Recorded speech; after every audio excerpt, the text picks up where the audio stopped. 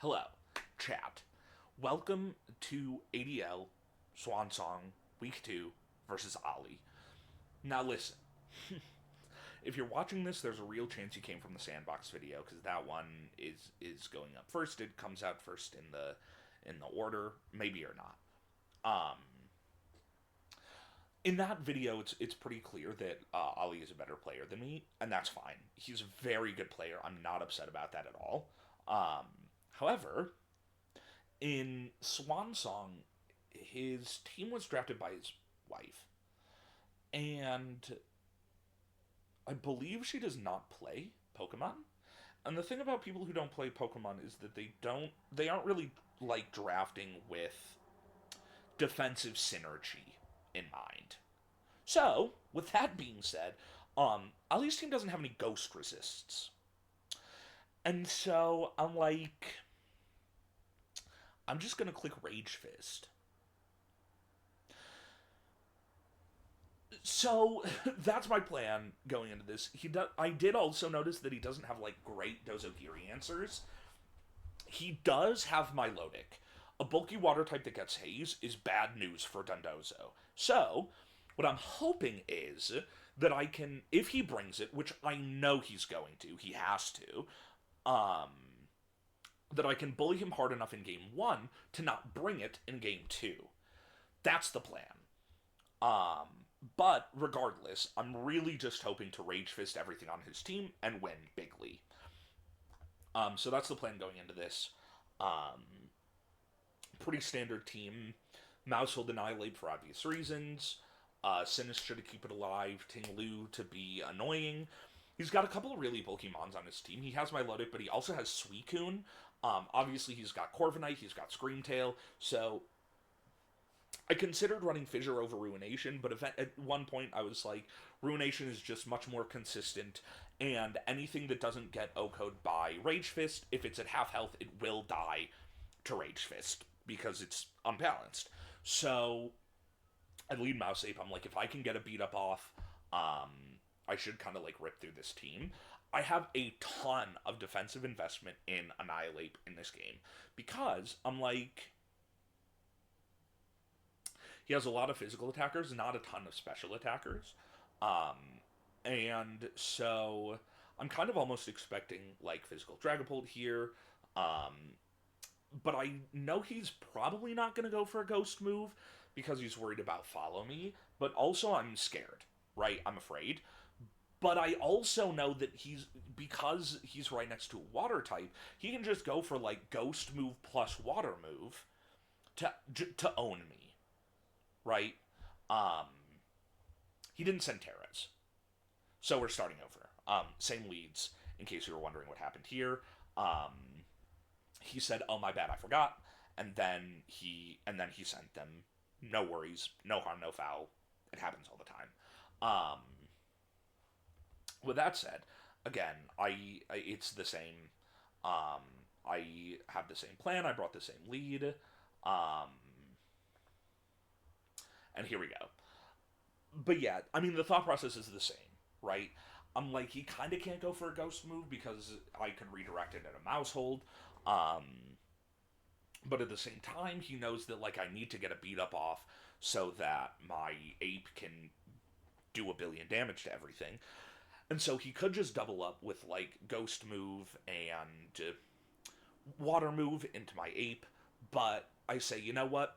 I'm willing to take that chance. And so I just go for beat up Rage Fist. I know that because I'm spell tag, my Lodic is actually guaranteed to die from this.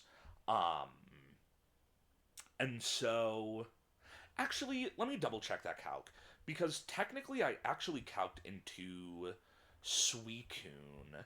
Um, and so in my head at this point, I'm like, well, Suicune is bulkier than Milotic, so surely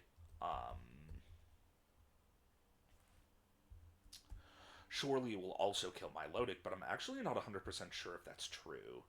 Um,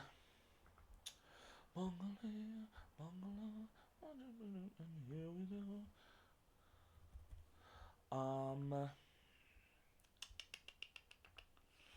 Because, spoiler alert, I get a crit here, and I am curious to see if it matters. Because at the time, I was like, oh, that didn't matter. But actually, it may have. Um, spell tag. Okay, so depending on his spread, it actually probably did. Um, oops. Sorry about that, Ollie. Um, yeah, obviously, if he had special investment, then it would not matter. It depends on his spread. I haven't seen it. Um, I wonder if he posted an open team sheet spread. I doubt it, but it would be kind of cool. Um, no, it's closed team sheet. Fair enough. Um, anyway, yeah, we both Terra. We see Terra Fairy comes out, and I'm like, oh, it's probably Terra Blast. Fortunately, I'm Terra Fire, so I resist that now. This is good news. But he actually Terra Blasts into my Mousehold, and I'm like, that's fine. I'm Sash. So this is okay no matter what, but it doesn't even bring me the Sash, so I don't reveal that. Um, I go for beat up. The animation takes 100 years, as always. And then I'm launching a Rage Fist into my Lodic, and I'm going, surely he's guaranteed to die. But actually, he was not guaranteed to die, and I get extremely lucky with the clutchest critical hit of all time. So I would call this turn one very good for the squad. And so I'm going, okay, it's Rage Fist time. I'm going to follow me for as long as I can, and then I'm going to Rage Fist a billion times and KO every Pokemon on his team. Cool. Um, the other thing to note is that none of his Terras resisted Ghost either. And so I'm like, I can literally just click Rage Fist with impunity. Um, which is great because I wanted to do that no matter what. So Ogerpon comes out, and I'm like, I want to kill it. It might Spiky Shield, and then I take Recoil, and I don't want that to happen. It might be Sash because it's Teal Mask, and so I would like to break Shield or break Protect. Then he goes for Spiky Shield. Tremendous news. This is incredible. I faint. Spiky Shield is alleviated. Ogerpon, unlike Milotic, is guaranteed to die to Rage Fist. Tremendous. We lose Mousehold. It has done its job perfectly. Incredible, tremendous Pokemon. Very glad that I brought it. Um, Rage Fist is going to go into Ogerpon, and then, spoiler alert, Ogerpon is going to die. I suspect this did like 300%. Annihilate is not a balanced Pokemon. Oh, you know what? I was actually calcing at +1 in the damage calculator. Oh, I brought Dondozo. What was I thinking? I don't know what I was thinking. That's crazy. Um, yeah, I'm bulk up, of course, and so I was like, I don't need that much attack investment because I'm gonna bulk up, and then at +1, everything dies because it's such a strong move. And so I'm like, to I would like to KO something here. I go for Corviknight. Um, Draco Meteor comes out. It does 1,000,000,000,000 damage to Dondozo. But Dondozo lives because it's so bulky, it's so strong, and Dragapult special attack kind of sucks. I go for Rage Fist, and I go, please kill, please kill, please kill. I'm trying to feed kills to Annihilate. And it lives. And who gets the kill? Dodonzo. What the hell, man? Why do you do this to me? Um, but yeah, but also like greedy, right? I'm getting greedy. And frankly, if Rage Fist had killed, I suspect that Wave Crash probably would have killed Dragapult. So it was probably going to be a kill for Dondozo no matter what. He goes for Draco Meteor. Um, my Dondozo is actually not unaware this week. It was Water Veil. Because I was worried about, like, Will-O-Wisp Harkonine. But that Pokemon did not come. I think Pult gets Wisp too, but I could be wrong. Anyway, I was worried about getting Wisped, so I brought Water Veil and then Clear Amulet. So I'm actually not unaware, but Draco Meteor obviously is very strong. Um, and so I picked up the KO there, but Rage Fist gets Dragapult. We win game 1-2-0. Tremendous. Incredible. I love it. Um, but the problem is that I showed Dondozo. which means he probably is going to want to save my Lodic this game, so that if I do like a Dandozo Tatsukiri late game, he can more reliably haze away my boosts, which is bad. So I'm like, okay, he has to bring my Lodic, which is primarily here for Dandozo. Um, so I'm not going to bring Dandozo in game two. He brought my Lodic game one. He saw that I had it in the back. It's absolutely coming, and I don't think I'm going to be able to clear it in time to um, do Dandozo stuff. So I'm gonna bring Tinglu and Sinistra in the back. Um, yeah, I don't know why I did that. No way, no how was I changing up my lead, because for a second, right, I was like, well, um, like what if he changes up his lead to punish Mouse Ape? And then I was like, I don't think he can do that. So I just led the same thing. He leads the same thing. Excellent, tremendous, etc. Um, I don't want to Terra Annihilate here. Um, I think that the crit probably mattered. I want to get a bulk up off so that I can Rage Fist guaranteed kill my Lodic next turn. And so I'm like, he's probably going to Scald. He has one chance to burn me. I just need him to not get... Because I'm going to Terra next turn. I'm like, I just need him to not get the single opportunity that he has to get a burn on my Annihilate. So I go for the side beat up. I go for bulk up. And I'm like, I know he's going to do it. I Terra'd last game. He goes for Scald. And there it is. And I'm like, that's bad. That's really bad. The good news is I've been hit again. So instead of being at 250 base power, I'm at my full 300 base power ghost move. I go for Follow Me to redirect a move from Dragapult, and I'm like, I have to cancel out the burn. So I'm going to go for another bulk up. Especially now that my Lodic has activated Flame Orb and Marvel Scale. However, as astute viewers may have realized, this is the dumbest play of all time.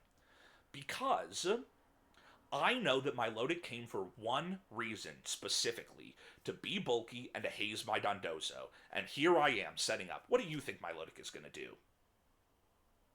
If you said haze, you were right. So, I've effectively done nothing with my first two turns, except get Annihilate to a very strong move, and get Annihilate burned, and lose my mouse. I would call this not very good, personally. However, I do have Sinistra in the back, so I can get a bunch of health back, which is very good. And, on top of this, my Lodic is weak to Machagacha. Amazing. And it's a special move, so I'm assuming it will probably do quite a bit of damage. I don't have a ton of investment into my special attack, so I know it's not going to, like, kill. Certainly not. But the damage is good, and it's important. Pull goes for Shadow Ball. I'm not super scared of this because it's at -2. And holy moly, that is a tremendous amount of damage. Ow. Frankly. Ouchie. And go for Rage Fist. I'm thinking this is going to KO through the burn, right? And the answer is yes. Of course it is. Annihilate is broken. This Pokemon is not balanced. I can promise you that. And now, single target Machagacha. We dodged the Whirlpool, which is very nice, actually, because that chip damage would have been really annoying. And it didn't even do 50%. I really thought it was going to do 50%, if I can be honest with you. But it didn't. And so I'm like, whatever. The good news is, Machagacha, also an unbalanced move, and so I'm like, I'm healing, right? And that's good. So, because, obviously, my Sinistra being above half HP is much better than when it was at 6 HP. So, I'm thinking, man, how do I kill this Milotic? Because it's a +1 defense thanks to Marvel scale, and I'm burned. And I can't set up in front of it. I can't bulk up because it has haze. Um, so I'm in a spot of trouble. And I'm like, I can't go for Rage Fist. He's going to redirect it. Machagacha's not going to kill from this range, and I need some health on Annihilate. But I figure I'm going to target the Milotic regardless, because if he goes for Follow Me, it means he can't protect, and I get my life due off. And if he goes for a Spiky Shield, then it goes into the correct target. So even though I figure he's probably going to follow me, my targeting here is correct. And then he switches. Uh-oh. um, when you're burned, and your opponent has a Pokemon to turn off your um, stat boosts, a really physically bulky Pokemon is not really what you want to see. If you're me, which I am. So he Terras this, which is great for me. It means he can't Terra Milotic. I love this. And he goes for Ivy Cudgel into Annihilate, and I go, oh my god. It's the biggest crit of all time. Rage Fist goes into Corv, and it does, wow, whoa, Annihilate, you're the best Pokemon of all time, Annihilate, that's crazy. I get some healing. Obviously, that was a crit.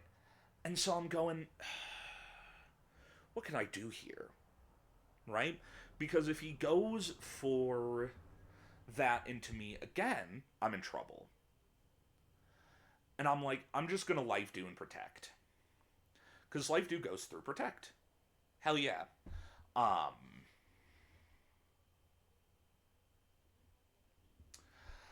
He does go for Ivy Cudgel into Ape again. And then, uh-oh, I go for Life Dew. I get my healing on... Remember when Sinistro was at 6 HP, by the way? I remember. Speaking of recovery... me personally, I would call that not very good. So... And I've healed, but I'm like, if he crits me again, I will die. And I can't Rage Powder it away, he's a Grass type. And I go, you know what? I've got it. I've solved it. Terrifier. And it saves me from Brave Bird, from Corviknight. It's a no-brainer. I'm not like a genius for seeing this play. It just like is the correct thing to do. So I do it. He's spending some time, he's thinking about it. Fair and valid. Here's the Terrestrialization on the monkey. I'm thinking if Rage Fist goes off, it's gonna kill Ogerpon. 100%. I don't care that I'm burned. Uh-oh. But it's fine. I went for Life Dew, so Burn Chip plus Spiky Shield Chip should, in theory, get canceled out by Life Dew. I hope. So Life Dew comes out, that's very good. This is gonna heal. I'm afraid of a Brave Bird from Corviknight, but it's not like that strong, right? And then... Oh no. Oh no. Chat. And I see that and I go, oh, it's over. I'm burned. I can't kill this thing. So that sucks. But I'm like, listen, if there's a Rage Fist, there's a way, right? And so I'm like, I'm gonna Life Dew and Rage Fist again. I got no reason not to. Ogerpon goes away. Whoa. This is good news. Milo comes back in. I figure from this range, it dies to Rage Fist. Right? Surely. Rage Fist comes out. Another crit. Which, again, considering the damage it did on turn 1, I do think that probably mattered. But I get my healing off. Tremendous. I get a bunch of extra HP on Annihilate. Very good. And he goes for a Brave Bird into Sinistra. I figure I'll live. I do live. Thank you, Citrus Berry. Thank you, Life Dew. I know that Ogerpon is coming back in. And, again, I'm in that position where it's like... He can follow me or he can Spiky Shield. Either way, I should probably target Rage Fist into Corviknight. But also I have Ting Lu in the back. And so actually I kind of want to kill Ogerpon. So I target down the Ogerpon. Because again, Ting Lu has Ruination. So as long as I can KO Ogerpon, I have a shot, right? Ivy Cudgel kills Sinistra, another crit. I've learned in retrospect that he was the crit boosting item. So he was every Ivy Cudgel had a 50% chance to crit, which is very good. Speaking of very good, the crit thing was very good for him. Me killing Ogerpon through burn with Rage Fist, very good for me. Now I don't have healing, kind of. Because I don't have Life Dew anymore, and so Annihilape's HP pool is a lot more limited than it was a moment ago. But I have Ruination on Ting Lu, which is very good. And I'm thinking, Ting Lu, listen. As long as you connect this Ruination, we're in a really good spot, right?